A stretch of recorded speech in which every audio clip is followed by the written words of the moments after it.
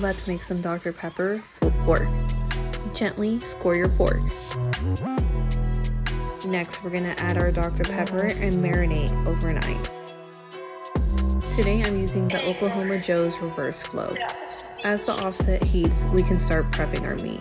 Today I'm using a combination of sweet heat and traditional salt and pepper. For that real smoke flavor, today I'm going to be using some post-oak charcoal and sweet apple logs. Now let it smoke for about 5 hours undisturbed. When your meat is almost done, you can add it to a disposable pan and a little bit of Dr. Pepper. Make sure you let it rest properly before you start shredding. It literally slid off the bone. Are y'all seeing this? Look at the color. Look at the smoke ring. Look at that bark. I'm actually pretty amazed on how good this came out. Well, don't forget to save this. Till next time, guys. Enjoy.